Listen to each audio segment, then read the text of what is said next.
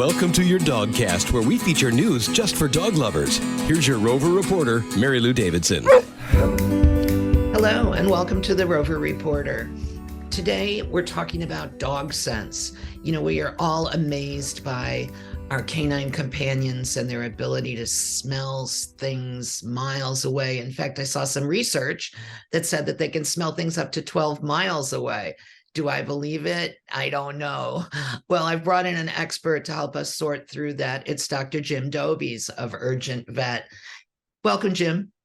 Well, thanks for having me. I appreciate it. Oh, it's exciting. We're all, I think, super intrigued about our dog's senses, sight, hearing, taste, touch, because really that they all contribute to how our dogs communicate with us, right? Are they picking up on our cues? But rather than get into their amazing ability to detect the world through their noses, I wanted to talk a little bit about ears. And was it you that told me that dogs hear twice as well as humans do? Yeah, at least we think, and they hear different frequencies than we can. Obviously, that's where the term dog whistle came from.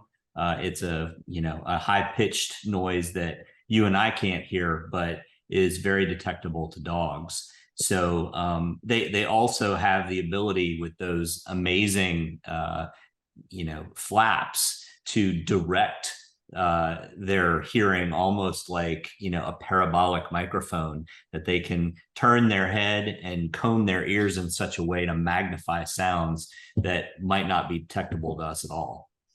Yeah, and the way they can manipulate one ear at a time.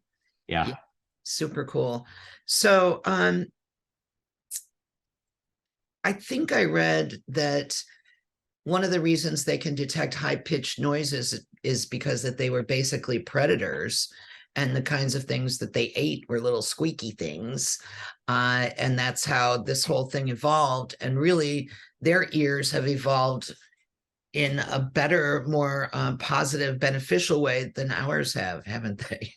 Well, they certainly have gotten efficient at what they do. It's interesting that I think dogs generally prefer, if I'm going back to prehistoric dogs, they generally prefer to eat live prey, but they also adapted the ability to be scavengers, and that's what makes it rather disgusting when we take them out at night in the backyard and they're rooting around in something and you can't figure out what it is, and then lo and behold you find out later that it was a squirrel or a possum that decided to pass away in the backyard, and now the dog is interested in that. But their ability to adapt and their ability to develop senses that maximize their ability to find food is pretty amazing. And when you put it all together with the vision and the hearing and the smell, and then probably, quite frankly, certain tactile cues that we don't even appreciate, they really are an efficient finder of food, so to speak. Yeah. I actually had my dog, unbeknownst to me, bury something in the backyard, toys. And one day my pet sitter was out there and he was digging, and guess what? There was a squeaky under there. So I wonder, did he smell it? Did he just remember? How did that happen? Yeah, I'm sure that it had to do with smell, and it speaks to their instinct of knowing that when they have plenty, they need to set aside some for when they may not have enough. Now, obviously, with toys and kibble and that kind of thing, they don't want for anything in our modern households. But if they have plenty of toys, it's very common for a dog to go out, find a favorite cache, and deposit the items there. And then, maybe someday they're out back and they're bored and oh, look, I found a toy that I set aside. It's all new to me. Yeah. Exactly. Yeah. It's great. So to your point about the tactile receptors, that must be what they work on to develop in dogs that can detect earthquakes. And other Well, seismic. yeah, and I don't know about you, but I have a dog that is deathly afraid of thunderstorms, and she knows way before we do that there's a storm coming, and she'll start to behave in a way that she's seeking shelter, she's seeking safety. Of course, it's an instinct that far exceeds its intended purpose because she lives in a house and there's no way for the weather to get in here. But instinctively, they knew whether it's the barometric pressure or the smell of the rain that's coming or even the humidity. They have the ability to just sense things that you and I either take for granted or just can't evaluate with our limited senses. Mm-hmm. That's not to say we don't have superpowers, because of course, our We do. vision, our vision is really pretty second to none when it comes to its clarity and its ability to see definition.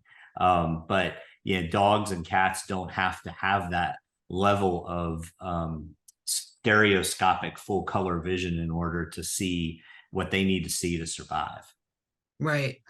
Well, before we get into the eyesight question, I just wanted to ask you, do you have some miracle cure slash remedy for thunderstorm mania that your dog gets? Wow. Yeah, for her, it's a combination of things. Not one thing is never effective all by itself. So for my dog in particular, I've tried the Thunder shirt before. It's worked pretty well. It makes her feel more secure. We try to give her a safe place that she can bed down, whether that's in our bedroom or in a closet or the bathroom or someplace away from a window. We will sometimes play music. We will often put out some pheromones that can help to be calming. And then if it's a very severe, reaction, I have medications that I administer to her that helps her with the anxiety temporarily until the storm has passed. Lucky girl. Yeah. Yeah. Well, she Daddy's a doc. she will chew through wood molding if we don't help her. And gosh, if we're not home when it happens, it's rough. It's rough on her. It's rough on us because she's so frantic about finding a safe place. She could end up harming herself. Sure. So we always try to make sure somebody's home when we're expecting thunderstorms. Yikes.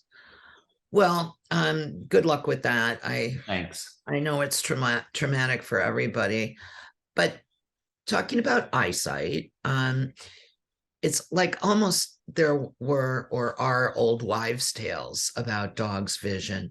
Some say it's flicker vision, some say it's only black and white, but more recently, they're talking about a level of color blindness that doesn't allow them to see, I think, red and green. They can see blue and yellow. Yeah, more or less. And so it's sort of like if a night vision goggle, wasn't that greenish hue, but it was more like a blue yellow tone. And the whole purpose behind that is so that they're very good at spotting motion. They're very good at spotting when things suddenly change direction or suddenly run away. That they're very good at doing that. And then they have another adaptation called the tapetum, which is a mirror that sits in the back of the eye that helps to reflect even more light to the retina. And that's why at night, when you flash a flashlight in the dark at your dog's eyes, it comes back as a flash. Or if you take a picture of them with a flash, it comes back with a flash. Versus humans, we have red eye because we don't have that tapetum. So the ability to magnify that ambient light to as much as it possibly can, and then the additional what they call rod cells in the back of the retina, it just helps them to be able to pick up on little motions. And where my dog freaks me out is when she goes out on the back porch at night and stands on that top step and her hackles go up and she starts to growl. And I look out there, I can't see anything. But I'm sure she hears, sees, or smells something. I just have no idea what it is. she spots something. Yeah.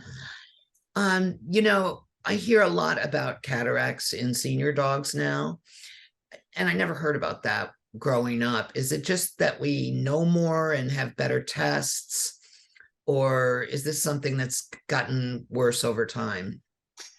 I think it's probably a combination. Fortunately, dogs are living longer on average than they ever have. I mean, certainly you have stories of dogs that live to be 20 or 22 years old, but on average, because of the advances in veterinary care, the advances in nutrition, the fact that dogs now live inside the home, all of these things mean that they're living into their senior year.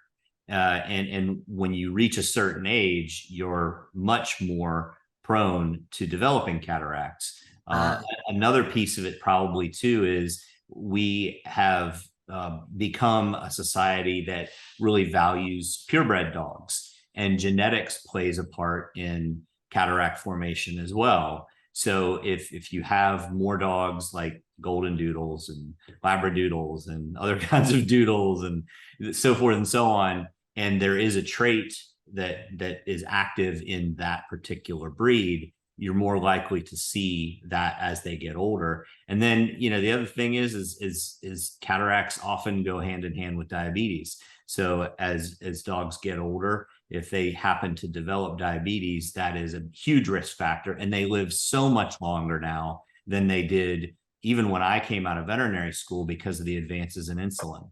So I think it's like you said. I think part of it is that we're so much more aware of it.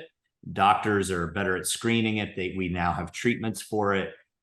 We note it very early on when they form, but then the other piece of it is that, you know, dogs are just living longer and they're more likely to have them. mhm. And would you recommend that dogs get tested for diabetes at a certain age, just as a standard of care, or just if your vet recommends it? I mean, most senior dogs, I think it's wise to do some sort of metabolic panel at least once a year. If they start drinking excessive amounts of water and having frequent accidents in the house, that's a very common sign associated with diabetes is excessive drinking and excessive urination. You should definitely have that checked out because there are other causes as well. It's not just diabetes, but screening regularly and just monitoring their weight, their appetite, their thirst, their activity level, etc. Yeah. So if we think about preventive care for ears and eyes, do you recommend supplements or anything that we can do to help our guys sense us better through the years? Yeah, preventative care really goes a long way, and you know, we all have heard that I don't know if they would call it an old wives' tale or whatever you want to call it, but an ounce of prevention is worth a pound of cure. You know, early detection of ear infections, eye problems, you know, anything associated with the upper GI tract, like the nose and the mouth and so forth.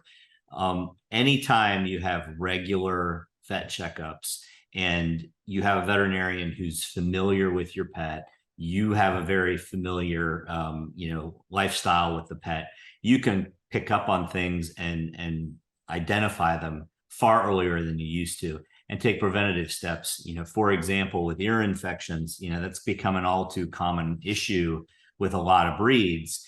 And, you know, back in the good old days or the bad old days, depending on how you look at it, we didn't have very many things that we could do to treat that. And ear disease often got far worse as they got older. Well, the new medications that we have and the new biologicals and just things that we can do, you know, from a medical and a topical standpoint is so much better now that, you know, we don't fortunately have as many dogs that have severe ear problems.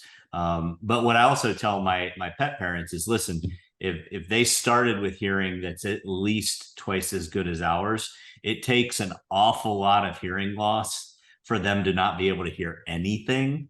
So fortunately, you know, I think that in some dogs, it can be difficult to tell the difference between the dogs that maybe have lost hearing and maybe suffering from cognitive dysfunction, or, the early stages of dementia where they're just not picking up on it very much anymore, regardless of whether they can hear it or not. Interesting. So what about supplements? Like humans have Ocuvite for eyesight. Is there anything that you would Yeah, not? there is a supplement that purports to be helpful for cataracts. The stuff that I've read about it, some people still claim that it has beneficial effects. Others point to evidence that it doesn't really have much of a beneficial effect. I think it's certainly worth a try, right? If it doesn't work for your pet, that doesn't mean it doesn't necessarily work for other people's pets. But cataract surgery is expensive, and it can also come with certain side effects after the surgical procedure is completed. So surgery is always an option, particularly if their eye health is good otherwise. But in the early stages, if you want to try supplements to see if that can slow the progression of the cataracts, I think that's perfectly reasonable. And what do you think about turmeric? Can we talk about that a little bit? The golden that's a little outside of my area of expertise. Typically, when we talk about treatments that employ holistic or natural remedies, that kind of thing, herbal remedies, I recommend that you go to a veterinarian who actually has a special interest in that, because they're going to be the ones that are the most up to date on what is safe and what is likely to be effective. Anybody can look something up on the internet, and obviously I do that all the time myself, if there's something new that I'm not familiar with. But there are certain remedies, for example, that can have drug interactions with common veterinary medications, and where a general practice veterinarian who's not versed in herbal or supplemental types of medicines may not be familiar with that. So I think it's always good to talk to your regular vet. You certainly do a certain amount of research yourself online, but then go to a reputable holistic or herbal remedy veterinarian who can talk to you about that. And I'm not one of those folks that I think one side is better than the other side. I think that everything can be complementary, and we can have solutions that work well, where we combine Eastern medicine, Western medicine, and natural and herbal remedies. Agreed. I love that answer. Very diplomatic and informative. Well, you mentioned dementia, and I'm hoping that you'll come back and talk to us in more depth about that.